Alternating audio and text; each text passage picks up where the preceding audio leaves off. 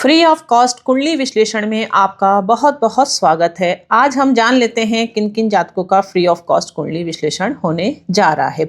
यह हमारा last session रहेगा। जल्द ही मैं आप लोगों के लिए फिर से फ्री ऑफ कॉस्ट कुंडली विश्लेषण का सेशन लेकर आऊंगी, तो आप मेरे इस चैनल के माध्यम से जुड़े रहिए ताकि आपका भी फ्री ऑफ कॉस्ट कुंडली विश्लेषण जल्द से जल्द हो सके। दोस्तों, तो जय जी, आपको बहुत बहुत बधाई हो। आज आपका फ्री ऑफ कॉस्ट कुंडली विश्लेषण में नंबर आया है और आपका फ्री ऑफ कॉस्ट कुंडली विश्लेषण पूरा होगा और पूरी कुंडली आपको प्राप्त हो उसके लिए आप मुझे इस नंबर पर कांटेक्ट करें ताकि आपके व्हाट्सएप के माध्यम से मैं आपको यह कुंडली प्रोवाइड कर सकूं और आपके सभी प्रश्नों के आंसर मैं दे सकूं।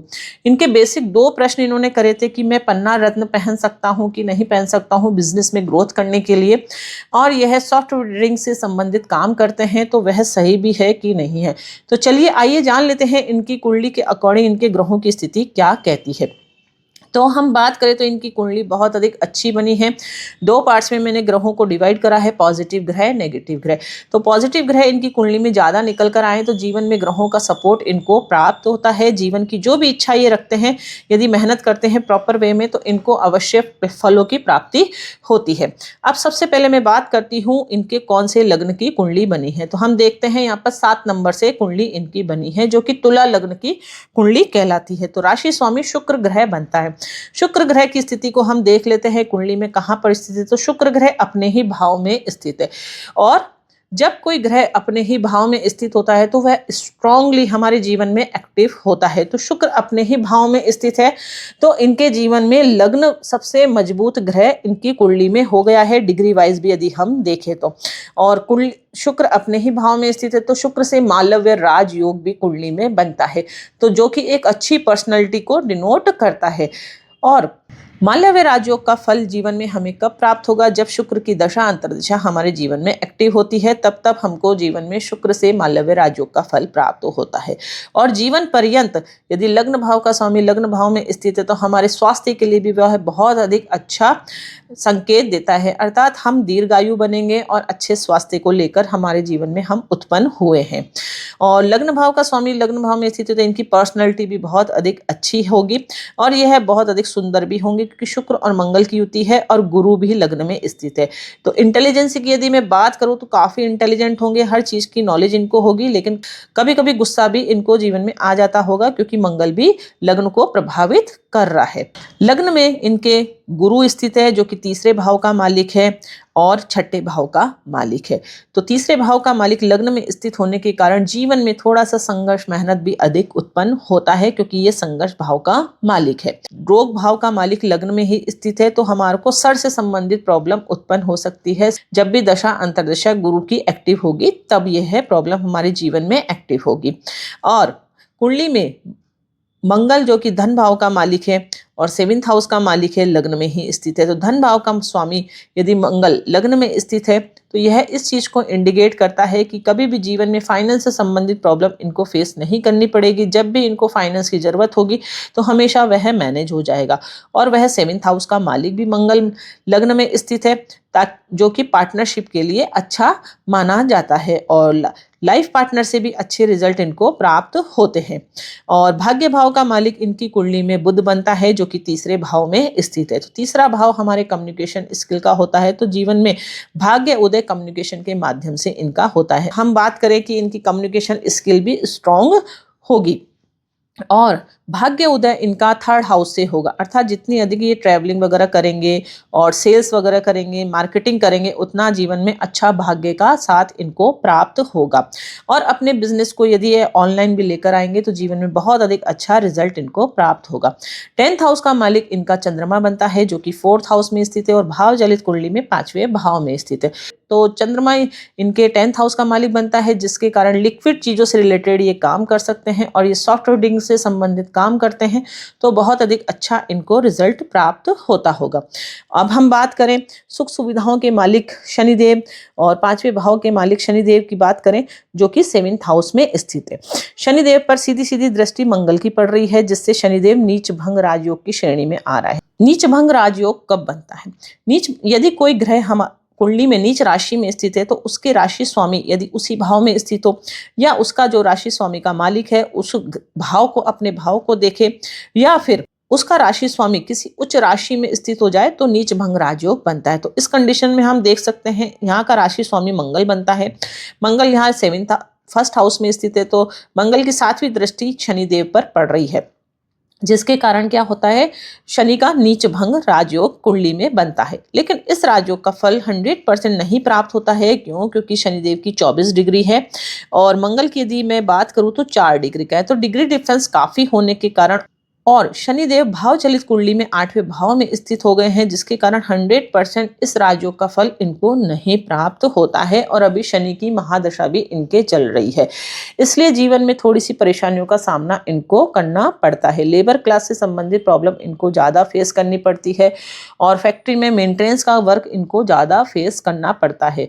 बार बार मशीनों से संबंधित प्रॉब्लम भी इनको जीवन में क्रिएट होती है। और इस समय 8वां हाउस एक्टिव है, तो थोड़ा सा स्वास्थ्य का ध्यान रखने की भी आवश्यकता है। नर्वस सिस्टम से संबंधित प्रॉब्लम, बॉडी पेन से संबंधित प्रॉब्लम जीवन में नहीं हो, उसका विशेष रूप से ध्यान रखें। तो खान पान पर विशेष फोकस करें। ऑल ओवर कुंडली इनकी अच्छी है, इनकी आयु भी दीर्घ आयु है, स्वास्थ्य भी इनका अच्छा है। लेकिन अभी दशा थोड़ी सी फेवरेबल नहीं होने के कारण जीवन में थोड़ी बहुत परेशानियों का सामना करना पड़ता है। यदि शनि देव से संबंधित कुछ रेमेडीज ये कर लेंगे तो 100% इनको बेनिफिट की प्राप्ति होगी। अब बात करें इनके प्रश्नों की, तो इनका प्रश्न था कि मैं पन्ना रत्न धारण कर सकता हूँ या नहीं कर सकता हूँ। तो पन्ना रत्न धारण करने के लिए हमको बुध की स्थिति कुंडली में देखना जरूरी है। हम देख रहे हैं बुध भाग्य भाव का मालिक बनता है, तो हम यही सोचते हैं कि हाँ वाह, भाग्य भाव का मालिक है, त्रिकोण भाव का मालिक है, तो पन्ना रत्न जरूर धारण कर सकते हैं। लेकिन बुध की हमको स्थिति कुंडली के अंदर देखनी है कि बुध कहाँ पर प्लेस है।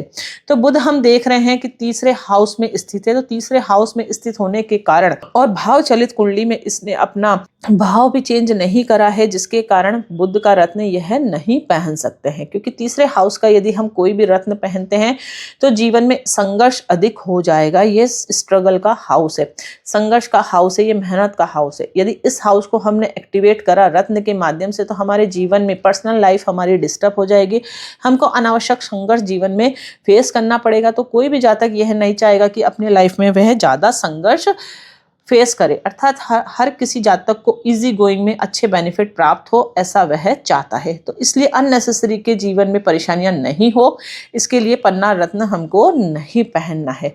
उसके स्थान पर हम रुद्राक्ष यदि पहने तो 100% हमको जीवन में और अच्छा रिजल्ट प्राप्त होगा।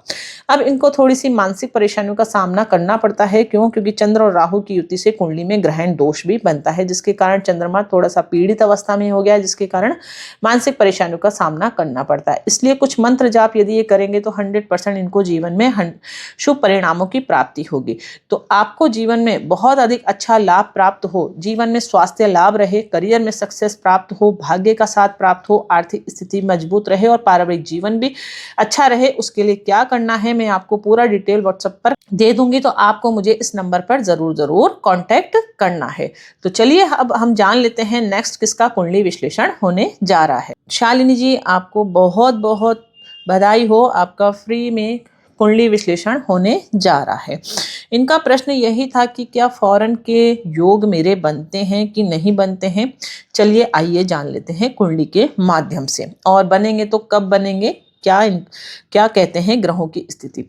सबसे पहले हम बात करें तो इनकी कुंडली में सिंह लग्न की कुंडली बनती है, लग्न भाव का स्वामी सूर्य ग्रह बनता है। तो सूर्य ग्रह की पोजीशन हमको देखनी है कुंडली में कहाँ पर स्थित। तो सूर्य कुंडली में हम देखें यहाँ पर 12th हाउस में स्थित है, ठीक है। और यहाँ पर सीधा सीधा हमारी कुंडली में लग्न दोष बन जाता है, अर्थात हमको स्वास्थ्य का विशेष रूप से ध्यान रखना है। क्यों? क्योंकि हमारी कुंडली में लग्न पीड़ित अवस्था में है। अब बात करूं मैं बेनिफिट हाउस के मालिक की और धन भाव के मालिक की, जो कि बुध ग्रह बनता है, वह भी 12वें भाव में ही स्थित है। तो जीवन में हमको बेनिफिट और धन कहाँ पर प्राप्त होगा? 12वें हाउस से जब हम कनेक्शन करेंगे तब हमको जीवन में अच्छा बेनिफिट प्राप्त होगा, और धन की प्राप्ति भी 12वें हाउस से ही प्राप्त होगी। अब मैं बात करूँ इनके करियर भाव के मालिक की, तो जो कि शुक्र ग्रह बनता है। शुक्र ग्रह इनकी कुंडली में 11th हाउस में स्थित है। तो जीवन में एक अच्छा करियर इनको प्राप्त होगा। जीवन की जो भी ये इच्छा रखते हैं करियर के माध्यम से, वह हमेशा पूरी इनकी होगी। क्यों? क्योंकि करियर भाव का स्वामी इच्छा पूर्ति भाव में स्थित है और वहां पर गुरु भी स्थित है, जो कि इनके 5वें भाव का मालिक बनता है और 5वें भाव को ही वह देख रहा है। तो यह इंटेलिजेंट पर्सन है। क्यों? क्योंकि बुद्धि भाव का मालिक बुद्धि भाव के भाव को ही देख रहा है। तो हमारे जीवन में हम शार्प माइंडेड हो जाते हैं। यहाँ पर केतु भी कुंडली में उच्च राशि में स्थित है। गुरु और केतु का दृष्टि संबंध होने के कारण इंट्यूशन पावर भी इनकी स्ट्रांग है, अर्थात इनको पूर्वा आभास हो जाता है कि पहले से ये मेरे लिए सही है कि गलत है। इस प्रकार से ये डिसीजन मेकिंग इनका अच्छा ही रहता है। लेकिन फिर भी कई बार कंफ्यूजन माइंड इनका बहुत अधिक क्रिएट हो जाता है। क्यों? क्योंकि चंद्रमा से कुंडली में केम ध्रुव दोष भी बनता है। चंद्रमा इनकी कुंडली में 12वें भाव का मालिक है, जिसके कारण ही इनको कंफ्यूजन क्रिएट हो रहा है।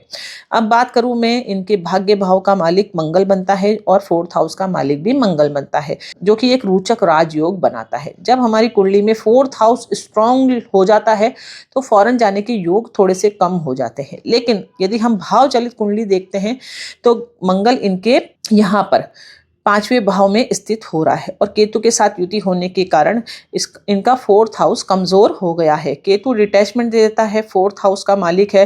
4th हाउस हमारा नेटिव लैंड होता है, तो नेटिव लैंड से इनका डिटैचमेंट हो रहा है। इसीलिए हो रहा है क्योंकि केतु उच्च राशि में स्थित है और मंगल केतु की युति बन गई है, जिसके कारण इनका जो मातृभूमि है, अर्थात जहाँ पर इनका जन्म हुआ है, वहाँ पर इनका मन नहीं लगता है और इनको ऐसा फील होता है कि मुझे फौरन जाना चाहिए।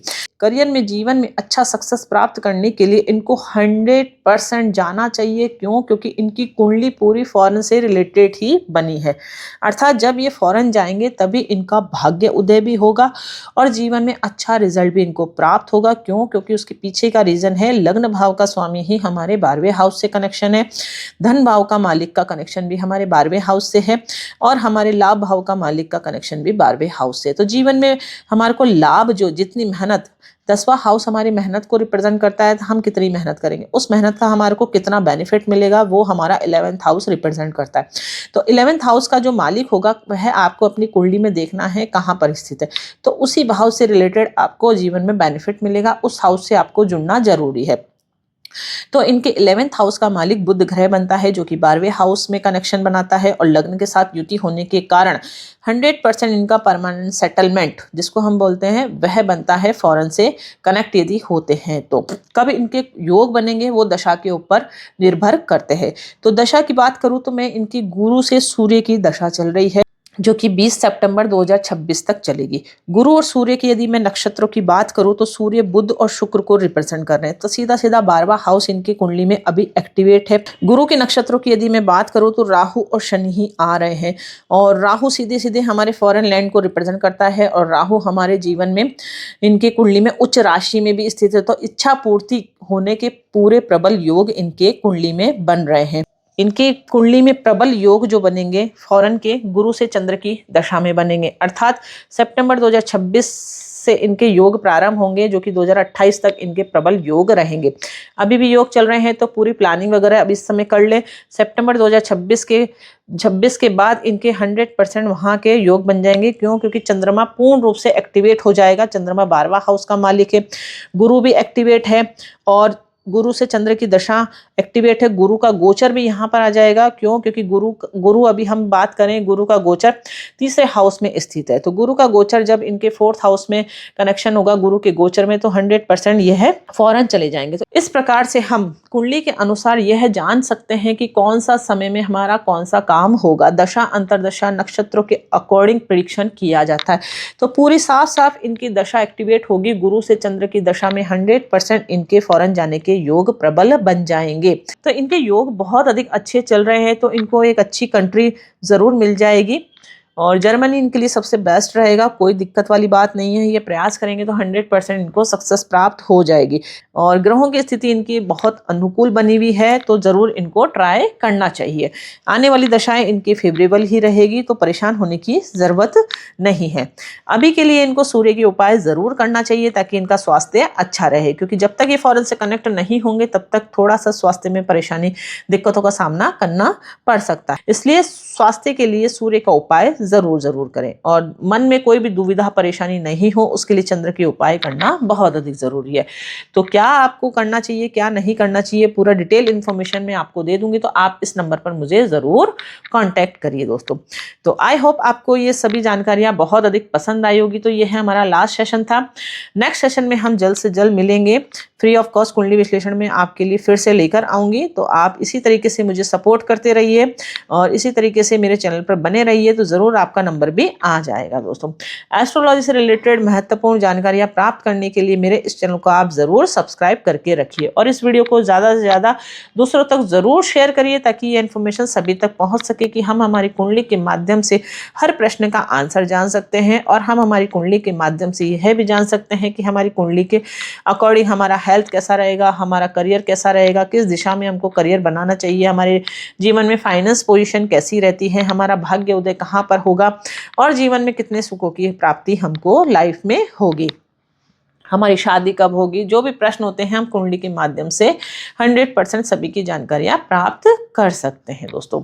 तो मिलते हैं हम नेक्स्ट वीडियो में इंटरेस्टिंग टॉपिक के साथ। तब तक के लिए thank you and bye bye.